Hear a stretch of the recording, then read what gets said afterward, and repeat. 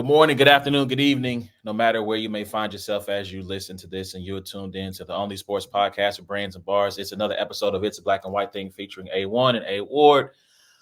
You can check out every episode of It's a Black and White Thing by going to the podcast app of your choice, searching for It's a Black and White Thing or for Brains and Bars. Please rate, review, subscribe, give us 5 stars. If you do nothing else, though, share the podcast with your people on your socials. Tell a friend to tell a friend it's those boys again. You can also check us out on YouTube, going live every Tuesday, Wednesday, Thursday, somewhere in the middle of the week by searching for Brains and Bars. Hit the notification bell, hit the likes, share the broadcast, all that good stuff. I mean, as you can see, I got my homie in the building. A Ward, what's going on, my guy? You already know. The time is here. It is March Madness. Yep, there's a game on behind me. Just finished the first play-in game. Good weekend for Battle Rap. Another good weekend coming up this weekend for Battle Rap. And a lot of free agency news. NBA's heating up. We got about 15, 16 games left until the playoffs start. In regards to the NBA season, a lot of good stuff going on right now, man. Absolutely. So, shout out to the Kansas City Kings that could have had Magic Johnson. Oh man, that story broke my heart. I was like, "Yo, we might still have a team." Yeah, if Magic Johnson comes out and goes to the Kansas City Kings, man, for sure. So, Yo, hold up. So we got a dope show for you. We're going to get into, like I said, we're going to recap URLs Volume 11. Yep. We're going to talk about the tournament. What else we getting into tonight? We're going to make picks 9 through 12 in our mock draft. We'll talk about Justin Fields being traded. We'll talk about the moves that the Bears have made. And we'll give a quick discussion of RBE Full Circle. You know, they got an event going down. I believe that's this weekend. Indeed. Next weekend. Yep. Yes, sir. So we'll talk about that. So let's get into it, man. So first off, before we get into anything, we got to have a quick conversation. This is going to be very fast. It won't be very long. I just got to say, RIP. No, not to Lux. Not to Lux. We're saying RIP to a debate that has gone on for a while between us and our group chat in particular. And this debate is about what is more impactful in the game, what's more embarrassing, demoralizing. What's worse, being dunked on or getting crossed up? Right? That is the debate that we've had for a while.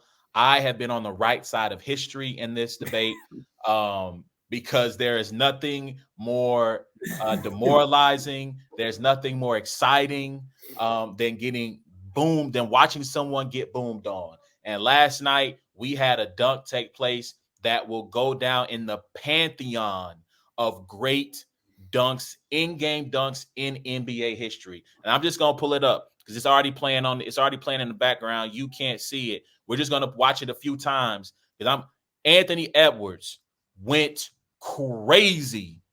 Listen, look at this. Look at this. Look at this. Look at this! Are you kidding me? What? He couldn't even celebrate. He hurt his other hand. Bro. Listen, John Collins. Let me get this off the screen. I don't want to get our podcast hit with. I like that widescreen view. We can see all. Okay, cool. All right. Yeah. Oh, you like the widescreen? You like the? Yeah, I like seeing the walls back there. Okay. Okay. No, it's good. We good. You don't have to do it that way. But listen. Like John Collins has posterized many a person in his time in the league. Like he's boomed on some cats. Mm-hmm. It's a fact. And sometimes you're the bug, sometimes you're the windshield, and he disintegrated on contact. Thanos snaps. I don't feel good, Mr. Stark. Like he literally had to leave the game because he had to suffer the contusion. There is nothing. Like, hold on, we're not done. We got more. Let me see if I can find this. Let me share this tab real quick. Make sure I share the right one. Jalen Johnson too. We're gonna get to that in a second. I got that too. But the fact that 2 happened in one night and you don't get crossovers often at all, there's a rarity. Look at this. Look at this. Look at this. I need that on my wall. I need that one right there. I need that one right there. That is a fat head waiting to happen. Oh my god. Like that is ridiculous. Absolutely. The ridiculousness is realizing you can do that. like from where he jumped and like knowing there's a guy underneath is just a wild confidence of just being able to say, I'm gonna take off here and watch what happens. Like that's crazy. Crazy. Now, in the same game, or same night, excuse me, you had this happen. Grady and Anthony. Anthony and Grady. Anthony and like Grady. Dog, like I wish I don't have the Instagram post, but this one looks worse. I mean, the other one, you know, obviously, but this one, just the visual of this one is wild. Listen, I don't really play the pause game anymore. Yeah. Pause. Like Anthony. At least Collins had his hands like you know what I mean? Like Austin Reeves' hands are like oh my God, bro. Like, oh, it's ugly. Nasty work, bro. Nasty work.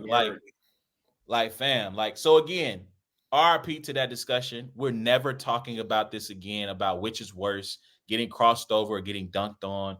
I've been crossed in my life. Nobody, like, I played with some really good basketball players. It happens. One, they got to make the shot for it to really even be a moment, because if they don't make the shot, then it's just like, who cares? Right.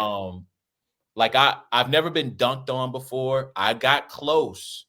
I'll share the story real quick and we can move on. My freshman year at Lincoln had, you remember Pierre? I do. Pierre. Shout out to my guy Pierre. Solo went to Lincoln as well, right? So they had a tournament and it was like a fundraiser. I don't know if it's for the prom, for the senior class, but they had a little tournament. And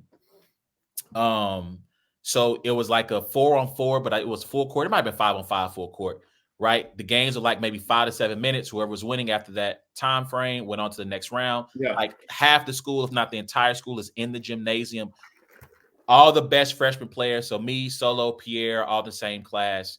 I think Josh Tolbert, who sometimes checked the show out from time to time, I think he was on their team. And probably Phil, and I can't remember the other guy's name. His name might have been Brandon. They're like five of the best freshman players. They all link up. I joined a team where I might have been like, I'll say I was the second best player, right? Like, but it wasn't a team that was going to win. But we entered anyway, right? And we had to play that freshman squad first game up. They're going crazy on us. Like they're hitting. I might have hit like the first opening jumper. I don't think and somebody else might have scored one more bucket. We don't score again the rest of the time. Yeah. Right. They get a fast break. It's 3-on-2. One of the guys, Josh Pierre, pulls up, shoots a jumper. I go to the rim to go, see if it rebound. Ball caroms out off the rim, right? Comes off. I am getting ready to rebound, right? Because it's just me. All of a sudden, as I am elevating and my hands are reaching up for the basketball, I feel a presence on my back. Solo has come crashing in. Yeah, when the goon steps in the room. Oh, man. The evil spirits are running. Listen, he runs, and thankfully, I got just enough of the basketball that he could not grab it and posterize me in front of the whole school. Because if that happens, it would have been a wrap. It would have been a legend. The legend of. Let's still be talking about it today. Going to the office to call my mother and say, I need to find a new school. I need to find it. We're done here. I can't come back. Thankfully, he missed the dunk, and I was able to leave with what was left of my dignity after they smacked us for a good 5 to 7 minutes on that court. So all I'm saying is we're done. There's no more which one is worse. Getting boomed on is worse because this is getting boomed on is worse. Listen, to all you kids out here, let this be visual evidence of we don't need another hero. Don't try to take a charge. Don't try to step in and make the good basketball play. That this is like the not talked about dunk of the night. And it was, bro, but the Anthony Edwards dunk is so crazy. Like, dog. This was the first play of the game too. First play of the game. Like the first points of the game, here's the thing. I was in the grocery store when you posted the dunk of Anthony Edwards in the chat. And so, like, I'm in the line. I'm like, oh, let me see what this is. I'm looking at it. And when he booms on him, I go, oh, my God. Like, in the grocery, I'm turning around. I'm walking out the line. I am like, people had to think I was crazy. I could not believe how crazy that dunk was, man. And here's the other part of this. What's funny is that Anthony Edwards, so when we had this debate 3-4 years ago, we had Perry Randall III on. He works, I think right now he works for TNT in Atlanta on Inside the NBA, right? And so we had him on the show, and that night before, Anthony Edwards had put this debate in its coffin on the baseline because he dunked on Yuta Watanabe, I think is how he says his last name. Yeah, he came baseline and boomed on him something crazy. Then last night he decided to go get the nails, bang them in the coffin, lowered it in the ground, and kicked dirt on it. It's done. We're never talking about this as a debate again. Unbelievable play by the young man. Dunked the ball so hard that the ball recoiled and dislocated fingers in the shooting end. Dog, crazy. All right, one last thing I want to talk about real quick, and we'll get into some NFL stuff. So I don't know if you had a chance to see this, but today LeBron James and JJ Redick dropped their premiere episode of Mind Game, and so I've watched I think I maybe have like 10 minutes left of the show. How long is it? That's about 43 minutes. Okay. And so this show is dedicated to celebrating the game, to having I want to say high level, but high level discussion of X's and O's. In this first episode, he and JJ talked about what makes a great player, like what makes you great. And LeBron listed 3 things: knowing the history of the game, love of the game, and discipline. Right? You know, he talked about the sacrifices he's made in terms of family wise. Of he went through his like workout regimen of getting up super early in the morning, doing a workout, going to the gym, putting in more work, coming back home, rest and recovery, and that's it, right? And so he talked about the things that make a player great. He talked about guys having a love for the game and not just the things that the game can bring to you. It was a really fascinating and interesting conversation. And like I said, they also get into some X's and O's. They talk about schematics and play design and how to defend certain things. And if you've listened to this podcast, someone has listened to this podcast, because that is the very thing I have been calling for from someone who in the NBA community, in the basketball community, to create a show that is not about, well, where's LeBron going to be playing next year? Is Victor Wembanyama going to be upset that the Spurs aren't winning and demand a trade after year one? Like a show that is not focused on any of the gossip or any of the outside noise of basketball, but simply focused on the game and how helping casuals and helping fans who are diehards, who love and breathe the game, to bring them in and let you have these high-level conversations with these athletes. And to me, it's the first episode. The one thing I would love for them to see them do is they have, like, when they talk about like a dribble handoff, right? They'll have in the lower third of the screen a definition. So they'll say dribble handoff, the process by which, you dribble and hand off to, right? Or they say BOB, thumbs down, right? They're giving you these concepts and these things, and they're explaining it to you in real time. And then JJ, he walked you through a play by kind of drawing it up. I saw that. And the one thing I would like to have them do is to pay the extra money to get someone to put an actual, whether it be split screen, or full screen, where you get to see this play diagrammed out in real time. Right. So, because I think I saw on Twitter where some people went and found like actual examples of in-game play. Now, I understand sometimes getting the rights to that can be tricky, especially for, granted, even though it's LeBron, but if you can at least find someone to at least show the diagram plays that you're talking about, just with numbers, the 1 through 5 or whatever. When last time I checked, it had over 100,000 views, had over 80,000 subscribers. This is the thing that the NBA has needed for a long time to help grow the game. And it's just, I think I want to give kudos to JJ. I want to give kudos to LeBron for doing this. They're going to have episodes drop once a week.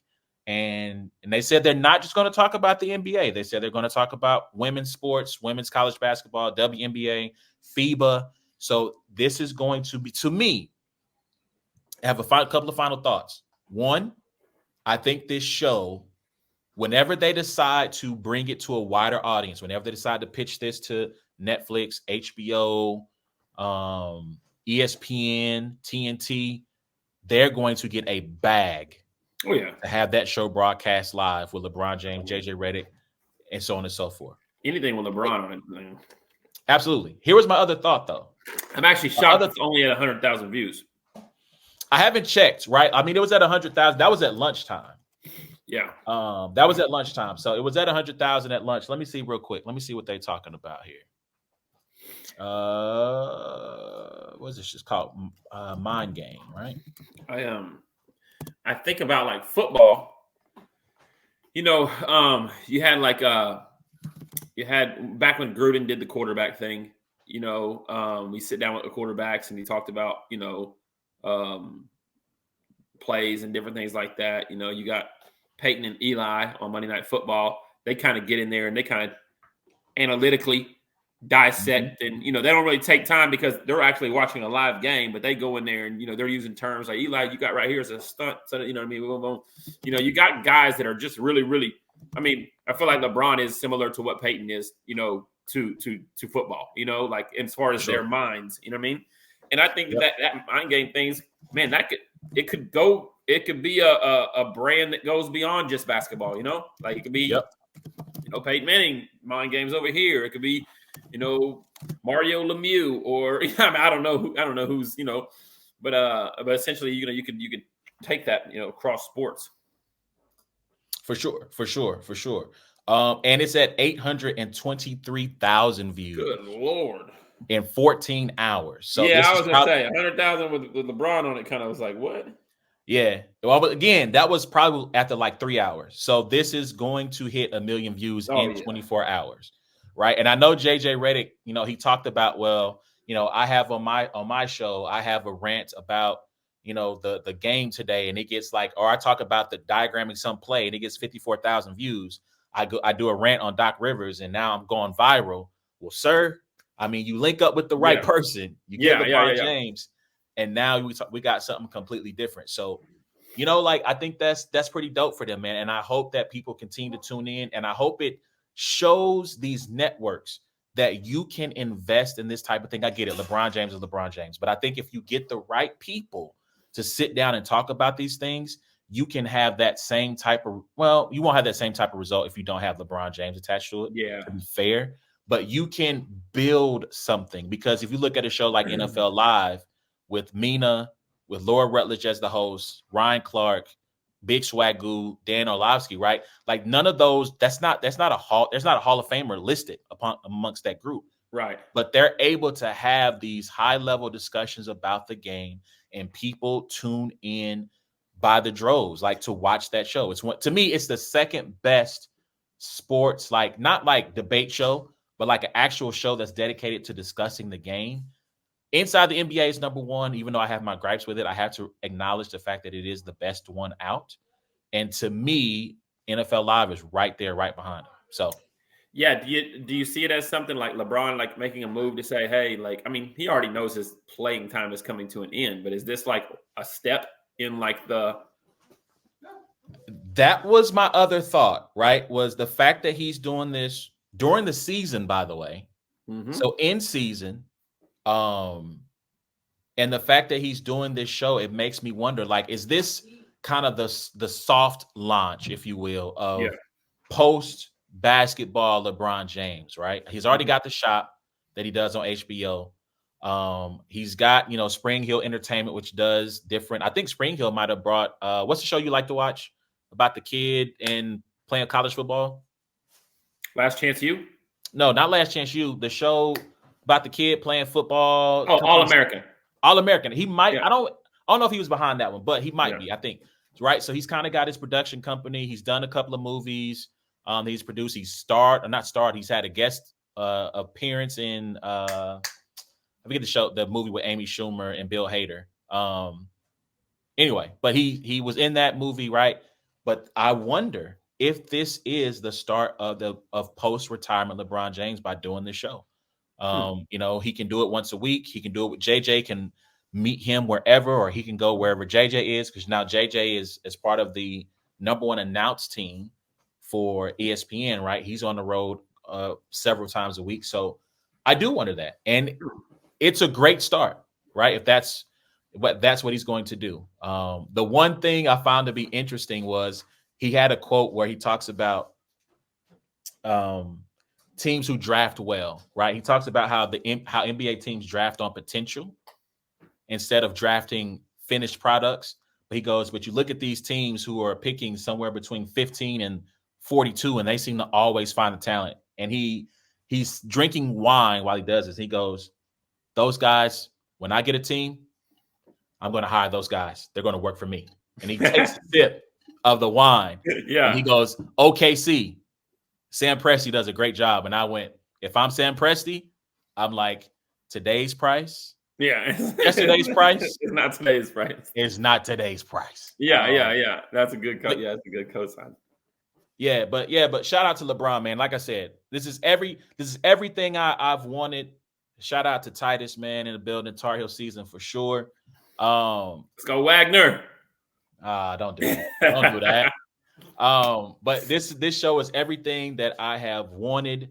I am excited for it. The only other thing I asked from the NBA, for NBA media, bring back the inside stuff, put it on not cable television, put it on regular network TV, hire Taylor Rooks to be the host, give her creative control. Give her all the control.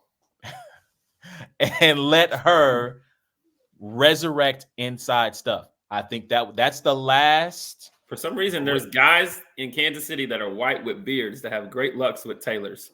And I'm just saying, all I'm saying is.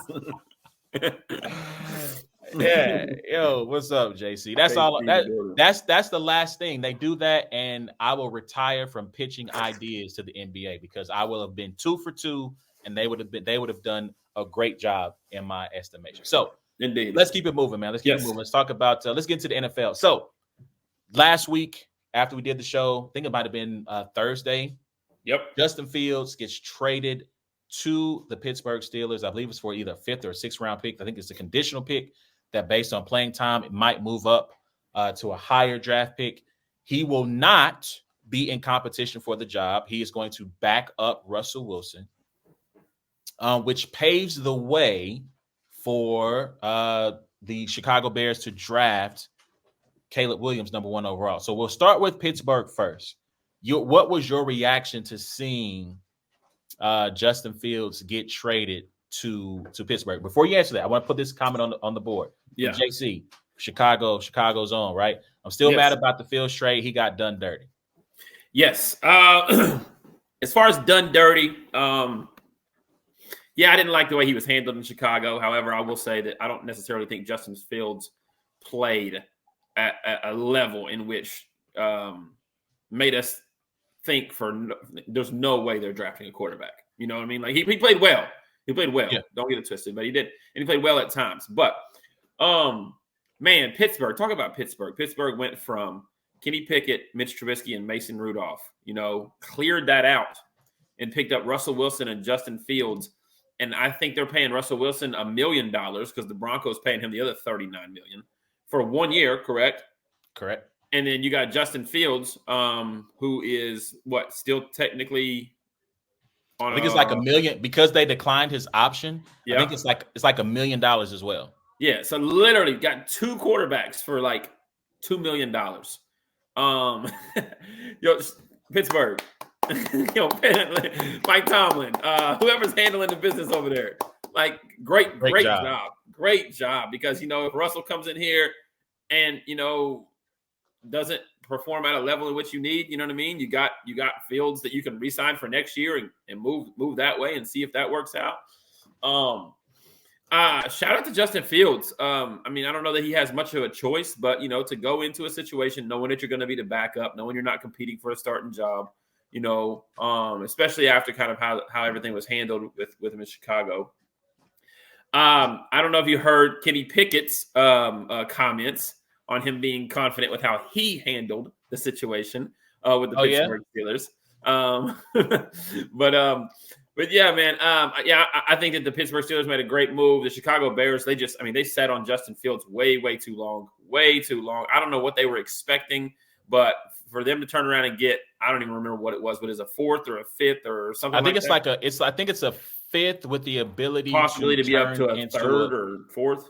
I think it's a fourth. Hold on, let me make sure I get that right. Like, I think it's a fifth with the ability based on playing time to turn it into a fourth. Yeah, and like, man, I watched Justin Fields play. I watched him play live. I watched him play on the TV. I watched him play, a lot of the games, fantasy football wise, different things like that.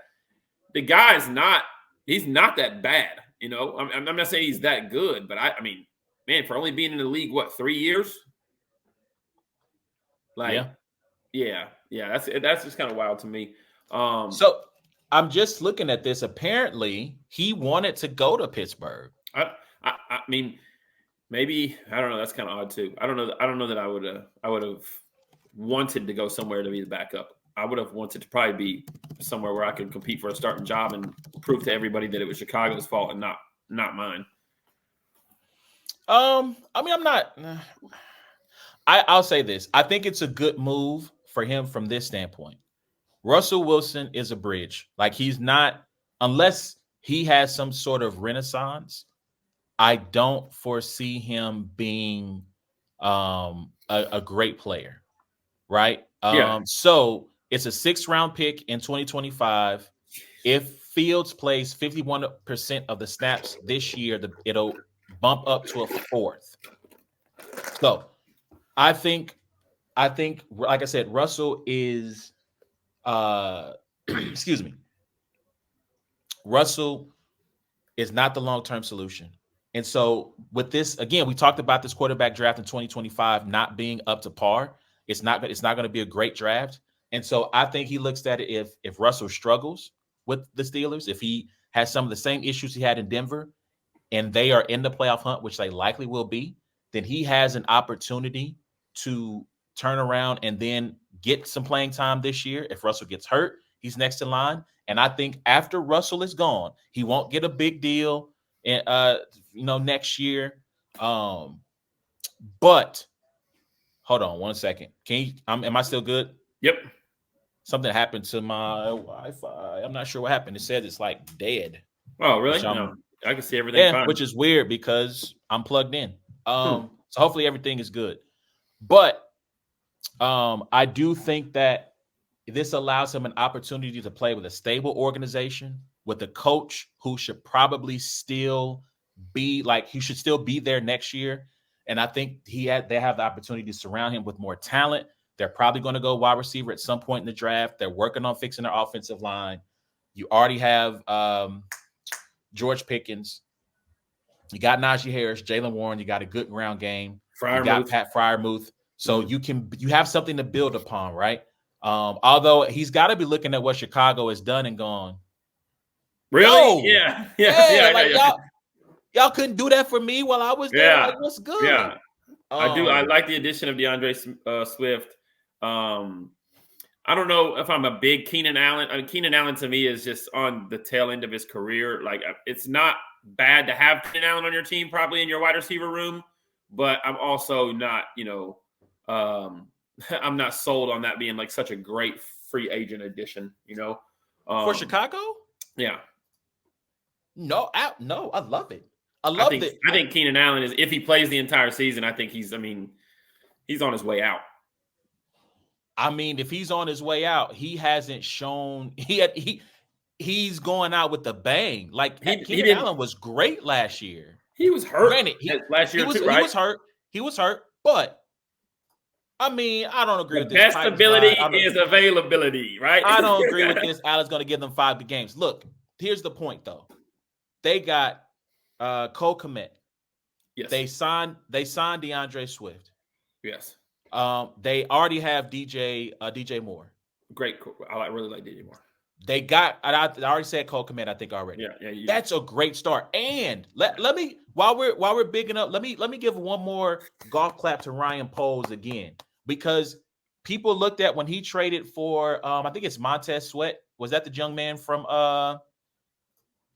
they traded for the Redskins? Yeah, I was going to say Redskins too. Oh, yes, the dang. Commanders. My fault. The Commanders. Forgive me. I'm an old man. Yes. So, yeah, so they get Montez Sweat from the Commanders.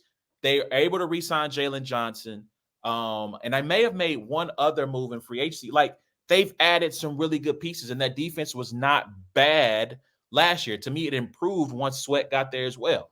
They are set up to compete for the division next year, even with Caleb Williams, because you give him a lot of great talent to build around to where he doesn't have to come in day one and feel like he's got to put the team on his back. You got veterans in Moore and Allen at wide receiver. Swift, who's now in his, he might just be in like his fourth year, but on like his third team, which is kind of crazy when you think about it. Yeah. And so, listen, shout out to Titus. Allen had 1,200 yards in 13 games last year. Like, come on, what are we talking about? Like, Keenan Allen and DJ Moore together is a nasty, nasty duo, bro. Like, that's. I guarantee you he don't put over 800 yards. I guarantee you Keenan Allen don't go over 800 yards. I take that bet. All right, I take that. I take bet that bet because I bet dinner on it right now. I take that bet. Bet it up. At like the fast food restaurant of your choice. Brahms it is. hey, don't threaten me with a good time now. But now, like, I think that's a great combo, and I think Caleb Williams is going to be set up for success early on. The division has gotten incredibly competitive all of a sudden, right? You got the Packers on the rise, Lions, Sam Darnold led Vikings. Yikes. But I mean, you have 3 of those 4 teams who have gotten their quarter. Well, I don't know about Detroit, right? But at least for now, they're solidified at quarterback, at least for the next year. Yeah. And it's the NFC. We were talking about the NFC not having any quarterbacks and it being less than the AFC. And they we'll see what Washington does at quarterback if they go Jaden Daniels or Drake May. I think right now the money's on Jaden Daniels, but you're going to have, at least in the NFC North alone, right? Probably J.J. McCarthy in Minnesota, because there's a lot of whispers about that. Yeah. This JC says the fact that you're slandering Keenan Allen like this, I don't like it. I'll smoke you, then pay for the after battle meal. Let's go, JC. Let's go. I mean, but again, you got Jordan Love. You're going to have Caleb Williams. You're going to have a new quarterback in Washington. Quarterback in Minnesota. I don't think Sam Darnold plays the entire year. No, he's a bridge guy. And look, I mean, shout out to Hendon Hooker. I would like to see Hendon Hooker get a shot. He was really good his last season at Tennessee, obviously before the ACL injury. He's basically had a redshirt year. Maybe the answer's already there, and they just don't know it yet. Maybe. He's a little old. He's just a little old. I mean, but, sometimes if he can give you 10 years, I think that's a great deal. Yeah, if he can give you 10 years. All right. So let's I think we covered anything else you want to say about Chicago and what they've done in the not a whole lot. I'm looking at your list as well. So I want to ask you this question real quick about Pittsburgh, because I got to try to remember who the heck we picked in this mock draft, because I'm using my phone as a camera, so I can't look at it. So I want to ask you one quick question about Pittsburgh while I look up my photos real quick. Yeah. So I've had several people tell me that Pittsburgh needs to blow it up and get rid of Mike Tomlin because it's just not working anymore. Like, he's taking them as far as he can go. Do you agree with this idea that they need to blow it up? Man, that's so difficult, man. The percentage of coaches out there that you're fully confident in that can take you where you need to go is not – it's not a huge pot of coaches out there. It's like, you know what I mean? Like, figure this out, Mike Tomlin's probably one of the best NFL football coaches of all time. Last year ended up with a winning record with, Mason Rudolph and these guys playing. I think the tough thing about Pittsburgh is this. We just talked about Russell Wilson is probably only going to be there 1 year. If Russell Wilson improves them by 2 games and they go 12-5, right? How do you not bring Russell Wilson back for the second year? How do you tell them, like, yo, we went 12-5, but you was only here for a year, and then I guess when you tell him that, that's when you're telling quarterbacks in Pittsburgh, hey, I get us to the playoffs. If you can't get us to an AFC Championship game or a Super Bowl, you're easily dispensable. Dispensable, yeah. I think you tell him like this, the same way Alex Smith was told after going 12-4 twice. Hey, we're going with Colin Kaepernick. And then, hey, we're going with Patrick Mahomes. I think it's just like that. And I think it depends on what it looks like, right? Like it's one thing to go 12-5, but are you going 12-5 by playing average football and you're being carried by your defense? True. You're doing just enough to get by on these wins? Or are you looking like the Russell Wilson, maybe 2 years before you leave Seattle? I think the big thing is Pittsburgh fans, and then the tradition that team, like their expectation is championships. Like that following's expectation is championships. And if he's going to consistently make the playoffs, he's going to consistently be getting picks in the 20 range, and so it's kind of a tough spot that you're in. I don't like the idea of blowing it up and firing Mike Tomlin, but I do think that Pittsburgh is in a tough purgatory-esque spot where they are not one of the top even 4 or 5 probably contenders in the AFC to it's like Kenny Powers. Eastbound and down. Yeah. Is he playing Madden? Yeah, I gotta be. All right, so just for the people who are listening to this, Kenny beats. This is from the homie Titus. Kenny beats the new GOAT Mahomes in the Super Bowl. The Foles prophecy. Yeah, okay. All right. And shout out to Titans Glide. He said they would move Russ to Chaplin. I can see that. I can definitely see that happening. But yeah, he's in a tough spot. But I mean, it's just to me, there's not so many coaches out there that it's like there's a fix out there. It's like, I don't agree with getting rid of Mike Tomlin until Mike Tomlin's ready to go. Absolutely, and I want to say he has not signed a new deal yet. Let me make sure. I think he's got 1 year left on his deal. And he's a player's coach. Come on. The players probably still love him. Yeah. I mean, yeah. So, I mean, he could be a lame duck coach. So this could be his last season. We'll see if he gets an extension. But, yeah, so y'all let us know what y'all think, man. What do you think about the move to send Kenny Powers, send Justin Fields to Pittsburgh? The move of what the moves that the Chicago Bears have made. Real quick, I do that Kenny Pickett thing, the quote about he desired to leave. Young man, who's in your camp? Like who's advising you? Why? Why would you say you don't want to be here? Like you're the backup. Yeah. At least for now, you are the unquestioned backup. Where did he end up going? I don't remember where he sent. I was getting ready to ask you that same. Oh, Philadelphia Eagles. I mean, I get it. This is Titus. You can chime in on this. I don't feel like Philly's clamoring for Justin Fields. Kenny Pickett for Jalen Hurts to be benched or to be removed as a starter. So you went from a situation where, okay, yes, Russ was going to be the starter, right, and you were going to be the backup. But there was still an opportunity for you to potentially be a starter. Right? And Russ is on a 1-year contract. And he's on a 1-year contract. Yeah. And you were a first-round draft pick. So maybe they weren't going to pick up your option after year 4, but you still had another, I believe, 2 years to prove your worth with your original team. You go to a more harsh football city in Philly to go back up someone who was in the Super Bowl 2 years ago, and who still led his team to what was their record? They were like 9-8, 10, 11, and 9, 11 and. Nah, they fell off towards the end, but I still think that they made it. They were double digit. They won 11 games. So I think they went. Yeah, I think they went 11-6, right? Yeah, they went from 8-1 to 11-6 or something like that. Yeah. So a double digit wins, still made the playoffs. Finished second in the MVP a couple of years ago. Super Bowl runner up, and you're gonna go back that guy up? Like, come on, bro. Like maybe you know something I don't, but to me, this was one of those take your humble pie, work it, stay with the team, try to work it out, and get your spot back. That's just me. But anyway, 11-7. Appreciate you. 11-7. So